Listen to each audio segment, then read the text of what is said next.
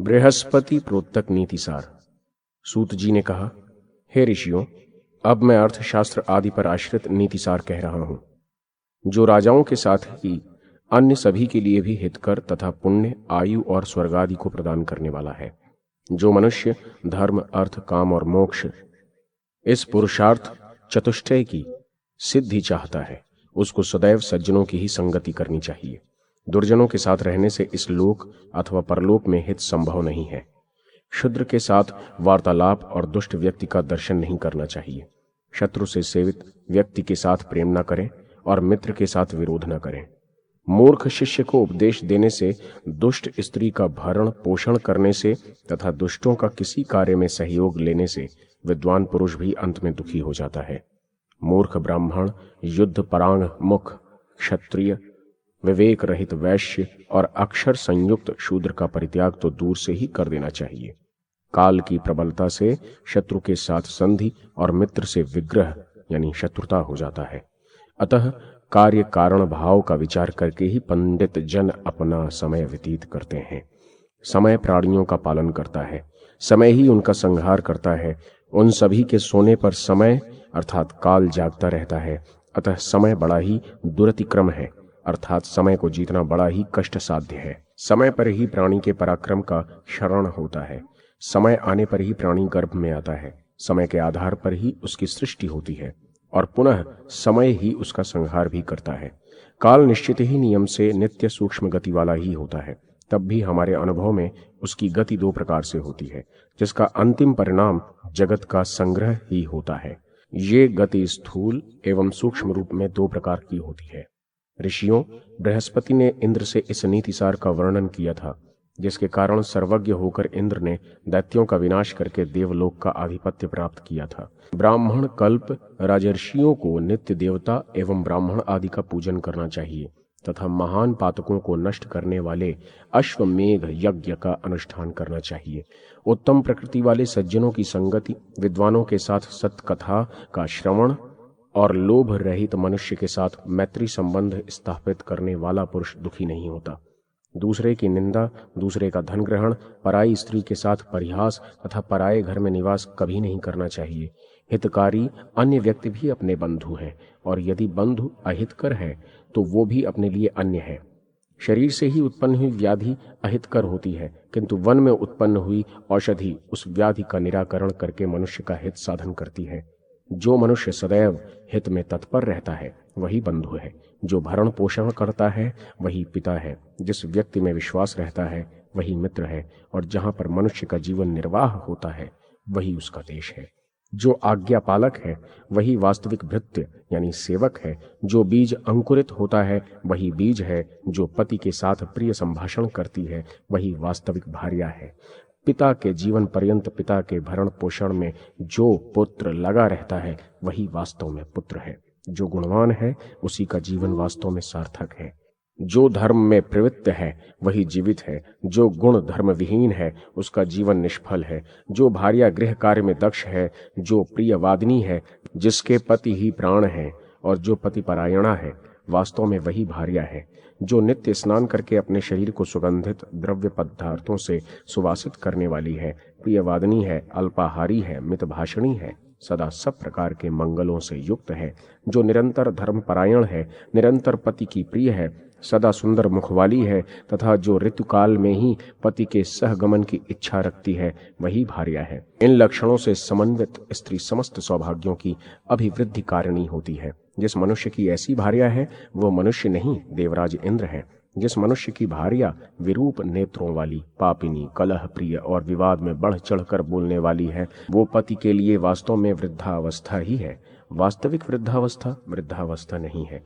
जिसकी भार्या पर पुरुष का आश्रय ग्रहण करने वाली है, दूसरे के घर में रहने की आकांक्षा रखती है, कुकर्म में संलग्न है तथा निर्लज्ज है, वो पति के लिए साक्षात वृद्धावस्था स्वरूप है। जिस पुरुष की भार्या गुणों का महत्व समझने वाली है, पति का अनुगमन करने वाली और स्वल्प से भी स्वल्प वस्तु से संतुष्ट रहने वाली है, पति के लिए वही सच्ची प्रियतमा है, सामान्य प्रिया नहीं है। दुष्ट पत्नी, दुष्ट मित्र तथा प्रत्युत्तर देने वाला भृत्य और सर्पयुक्त घर में निवास साक्षात मृत्यु ही है। मनुष्य को दुर्जनों की संगति का परित्याग करके साधुजनों की संगति करनी चाहिए और दिन रात्रि पुण्य का संचय करते हुए नित्य अपनी अनित्यता का स्मरण रखना चाहिए। जो स्त्री सर्प के कंठ में रहने वाले विष के समान है, जो सर्प के फणों के सदृश भयंकर है, जो रौद्र रस की साक्षात मूर्ति है, जो शरीर से कृष्ण वर्ण की है, जो रक्त के सदृश लाल लाल नेत्रों के द्वारा दूसरे के हृदय को भयभीत कर देने वाली है, जो व्याघ्र के समान भयानक है, जो क्रोध वेदना एवं प्रचंड अग्नि की ज्वाला की भांति धधकने वाली और काक के समान जिह्वा लोलुप है, अपने पति से प्रेम न रखने वाली है, भ्रमित चित्त वाली तथा दूसरों के पुर यानी घर नगर आदि में जाने वाली अर्थात पर पुरुष की इच्छा रखने वाली है, वो स्त्री कदापि सेव्य नहीं है। दैववश कभी अल्प सामर्थ्यवान व्यक्ति भी शक्तिशाली हो सकता है, कृतघ्न व्यक्ति भी कभी सुकृत कर सकता है, अग्नि में कभी शीतलता भी आ सकती है, हिम में उष्णता भी आ सकती है, किंतु वैश्या में पुर विषयक अनुराग नहीं हो सकता। घर के अंदर भयंकर सर्प देख लिए जाने पर, चिकित्सा रोग होने पर भी, रोग बने ही रहने पर, बाल्य युवा आदि अवस्था से युक्त ये शरीर काल से आवृत्त है, ये समझने पर भी कौन ऐसा व्यक्ति है जो धैर्य धारण कर सकता है। अध्याय 108। नीतिसार निरूपण। सूत जी ने कहा, आपत्ति काल के लिए धन का संरक्षण करना चाहिए, स्त्रियों की रक्षा के लिए धन का उपयोग करना चाहिए एवं अपनी रक्षा में स्त्री एवं धन दोनों का उपयोग करना चाहिए। कुल की रक्षा के लिए एक व्यक्ति का, ग्राम की रक्षा के लिए कुल का, जनपद के हित के लिए ग्राम का और अपने वास्तविक कल्याण के लिए पृथ्वी का भी परित्याग कर देना चाहिए। नरक में निवास करना अच्छा है, किंतु दुष्चरित्र व्यक्ति के घर में निवास करना उचित नहीं है। नरकवास के कारण पाप विनष्ट हो जाता है, किंतु दुष्चरित्र व्यक्ति के घर में निवास करने से पाप की निवृत्ति नहीं होती। बुद्धिमान पुरुष एक पांव को स्थिर करके ही दूसरे पांव को आगे बढ़ाता है, इसीलिए अगले स्थान की परीक्षा के बिना पूर्व स्थान का परित्याग नहीं करना चाहिए। दुष्ट जनों से व्याप्त देश, उपद्रवग्रस्त निवास भूमि, कृपण राजा तथा मायावी मित्र का परित्याग कर देना चाहिए।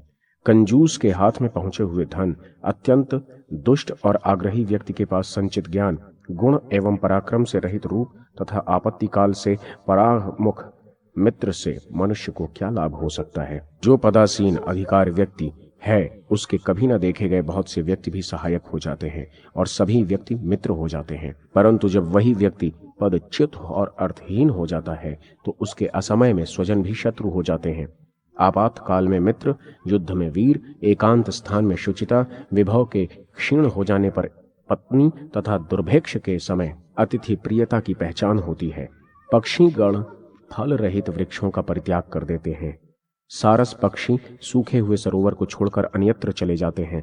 वैश्याएं धन से रहित होने पर पुरुष को छोड़ देती हैं। मंत्री भ्रष्ट राजा का त्याग कर देते हैं। भौरे बासी पुष्प को त्याग कर नव विकसित कुसुम पर चले जाते हैं और मृग जले हुए वन का परित्याग कर अन्यत्र आश्रय लेते हैं। इस प्रकार ये स्पष्ट है कि स्वार्थवश ही सभी प्राणी एक दूसरे से प्रेम करते हैं। वास्तव में कौन किसका प्रिय है? अर्थ प्रदान के द्वारा लोभी मनुष्य को, करबद्ध प्रणाम निवेदन से उदार चेता व्यक्ति को, प्रशंसा करने से मूर्ख व्यक्ति को और तात्विक चर्चा से विद्वान पुरुष को संतुष्ट किया जा सकता है। सद्भाव रखने से देवगण, सज्जन वृंद एवं द्विजाति संतुष्ट होते हैं। इनके अतिरिक्त साधारण लोग खान पान तथा पंडित जन मान सम्मान से संतुष्ट हो जाते हैं। प्रणिपात निवेदन से उत्तम प्रकृति वाले सज्जन पुरुष को भेद नीति से धूर्त तथा अपनी अपेक्षा कम पराक्रम वाले व्यक्ति को थोड़ा बहुत देकर और अपने समान पराक्रम वाले को अपनी अपेक्षा के अनुकूल धन देकर वश में किया जा सकता है। जिसका जैसा स्वभाव हो उसके अनुरूप वैसा ही प्रिय वचन बोलते हुए उसके हृदय में प्रवेश कर चतुर व्यक्ति को यथाशीघ्र उसे अपना बना लेना चाहिए। नदी, नख तथा श्रृंग धारण करने वाले पशु, हाथ में शस्त्र धारण किए पुरुष, स्त्री और राज परिवार विश्वास करने योग्य नहीं होते। जो मनुष्य बुद्धिमान है उसको अपनी धन क्षति, मनस्ताप, घर में हुए दुष्चरित्र, वच्छना तथा अपमान की घटना को दूसरे के समक्ष प्रकाशित नहीं करना चाहिए। नीच और दुर्जन व्यक्ति का सानिध्य, अत्यंत विरह तथा सम्मान, दूसरे के प्रति स्नेह एवं दूसरे के घर में निवास, ये सभी नारी के उत्तम शील को नष्ट करने वाले हैं। किसके कुल में दोष नहीं है? रोग से कौन पीड़ित नहीं है? कौन दुखी नहीं है? और किसकी धन संपत्तियां सदैव विद्यमान रही हैं? इस पृथ्वी पर धन प्राप्त कर कौन अहंकार से भरा नहीं है? किस पर विपत्तियां नहीं आई हैं? स्त्रियों के द्वारा किसका मन क्षुब्ध नहीं किया गया है? और राजाओं का प्रिय कौन रहा है? कौन काल कवलित नहीं हुआ है? किस याचक का स्वाभिमान नष्ट नहीं हुआ है? कौन दुर्जन के जाल में फंसकर कुशल पूर्वक जीवन यापन कर सकता है? अर्थात कोई नहीं कर सकता। जिस मनुष्य के मित्र, स्वजन, बंधु बांधव नहीं है, जिसके पास अपनी बुद्धि नहीं है, वो कैसे अपने जीवन में सफल हो सकता है? और जिस कर्म के संपन्न होने पर भी फल का उदय नहीं दिख रहा है, उस कर्म के अनुष्ठान से क्या लाभ? ऐसे ही जो संपत्ति परिणाम में बहुत बड़ा दुख देने वाली है, उसका संग्रह कौन बुद्धिमान व्यक्ति करेगा? जिस देश में व्यक्ति को सम्मान न मिले, आदर भी न मिले, अपने बंधु बांधव भी सुलभ न हो और विद्या लाभ की भी संभावना न बनती हो, उस देश का परित्याग कर देना चाहिए। जिस धन के लिए राजा और चोर से भय नहीं है, जो धन मरने पर भी मनुष्य का साथ नहीं छोड़ता, उस धन का उपार्जन करना चाहिए। प्राणों को भी संकट में डाल देने वाले परिश्रम से जिस धन का अर्जन किया जाता है, उस धन को तो उत्तराधिकारी लोग यथोचित विभाग के साथ अपने काम में ले लेते हैं, परंतु प्राणों को संकट में डालकर धनार्जन के लिए परिश्रम करने वाला व्यक्ति धन के लोभ में जिन पापों को करता है, वे पाप ही उसकी धरोहर बनकर उसकी नरक यातना के अथवा कुत्सित योनि के कारण बनते हैं। संचित किया हुआ तथा बार बार विचार करके सुरक्षित रखा हुआ कदर्य कृपण का धन चूहे के द्वारा एकत्रित किए गए धन के तुल्य है। ऐसा धन दुख देने के लिए ही होता है। उपार्जन कर्ता को उससे कोई भी सुख प्राप्त नहीं होता।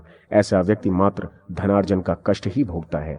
ऐसे ही व्यक्ति जन्मांतर में दरिद्र होने के कारण नग्न होकर अनेक प्रकार के व्यसन से त्रस्त हो रूखे स्वभाव वाले हो जाते हैं तथा हाथ में खप्पर लेकर घर घर भीख मांगते हैं, और ये लोगों को बताते हैं कि दान न देने वालों को ही ऐसा फल मिलता है। ऐसे भिक्षुक कुछ दीजिए कुछ दीजिए ऐसी बार बार याचना करते हुए संसार को ये शिक्षा प्रदान करते हैं कि दान न देने वाले मनुष्य की यही दशा होती है। आपकी भी मेरी जैसी दुर्दशा ना हो, इसलिए आपको दान देना चाहिए। कृपण अपने द्वारा संचित धन यज्ञों में नहीं लगा पाता है और अपने द्वारा मांग कर इकट्ठा किए धन को गुणवानों को भी नहीं देता है। इस प्रकार का कृपण के द्वारा सुरक्षित धन चोर और राजा के काम में ही आता है। कृपण का धन देवता, ब्राह्मण, बंधु तथा आत्महित के लिए नहीं होता, वो तो अग्नि, चोर अथवा राजा के लिए होता है। अत्यंत कष्ट से अर्जित किया गया धन, धर्म का अतिक्रमण करके अर्जित किया गया धन अथवा शत्रु को साष्टांग प्रणाम करके और उसकी अधीनता स्वीकार करके प्राप्त किया गया धन, इस प्रकार का धन तुझे कभी प्राप्त न हो। विद्या का अभ्यास न करने से वो विनष्ट हो जाती है। शक्ति रहते हुए फटे पुराने मैले कुचैले वस्त्रों को धारण करने वाली स्त्रियां सौभाग्य की रक्षा नहीं कर पाती। सुपाच्य भोजन से रोग नष्ट हो जाता है और चातुर्यपूर्ण नीति से शत्रु का विनाश हो जाता है। चोर का वध ही उसका दंड है। दुष्ट मित्र के लिए समुचित दंड उसके साथ अल्प वार्तालाप करना है।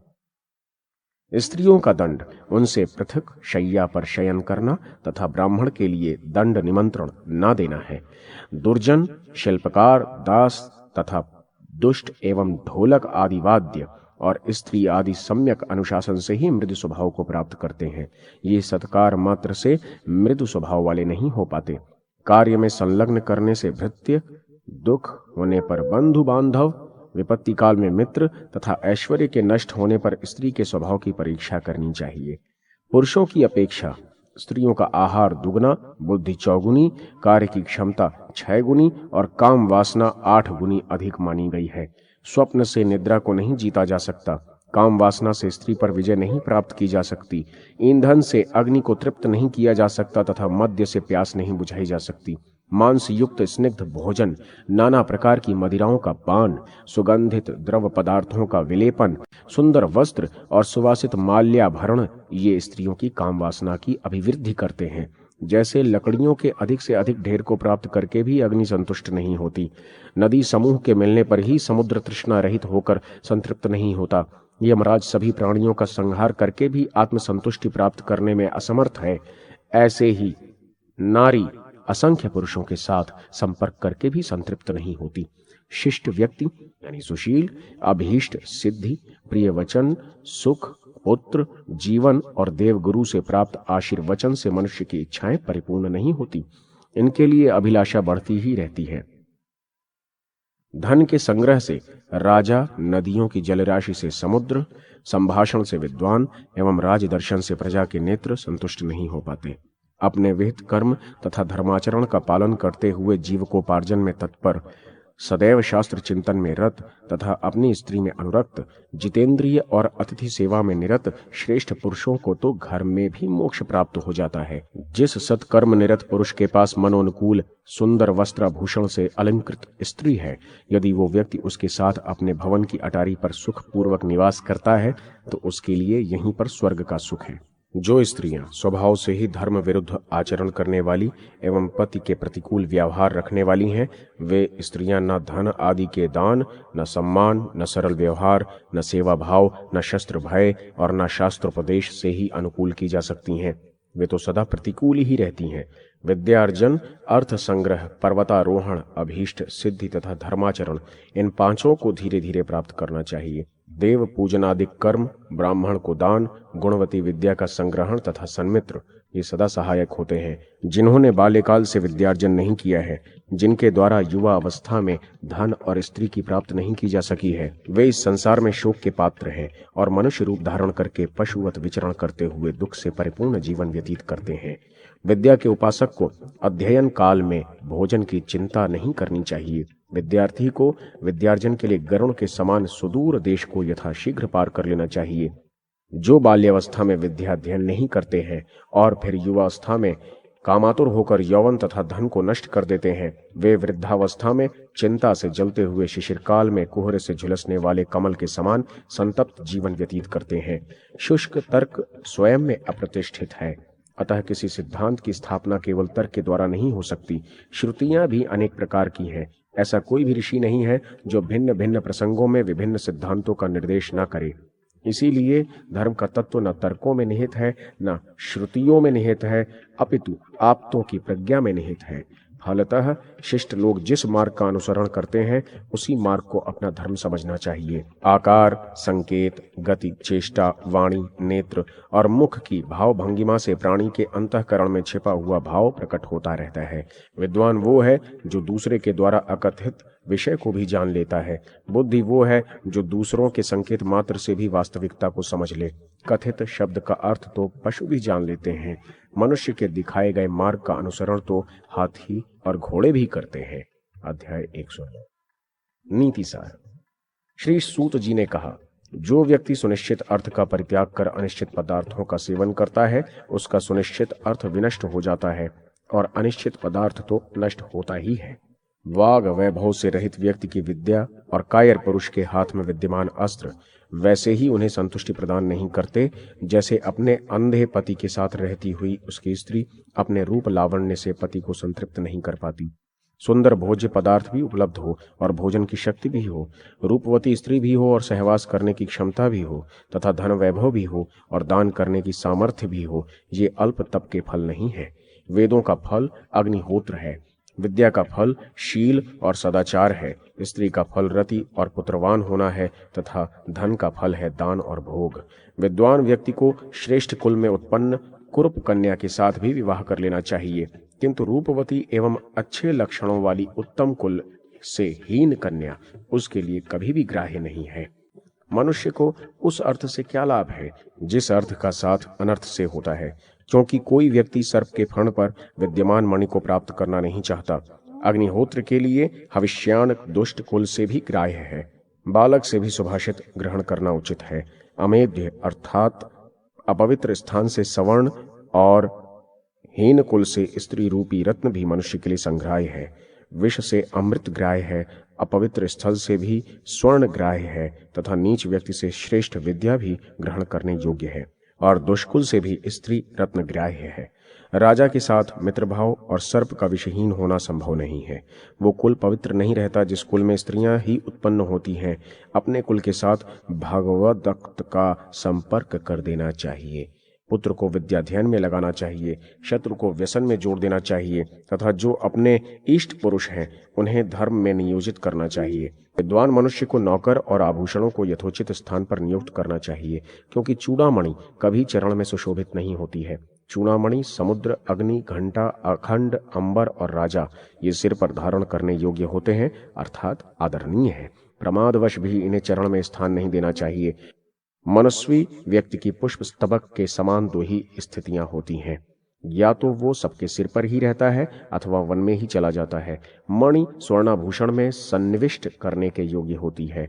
यदि वो मणि लाख से निर्मित आभूषण में सन्निहित की जाती है तो उस कुसंगति के कारण वो न स्वयं संक्षुब्ध होकर विलाप करती है और न सुशोभित ही होती है। अश्व, गज, लौह, काष्ठ, पाषाण, वस्त्र, नारी, पुरुष तथा जल, इनमें परस्पर बहुत बड़ा अंतर है।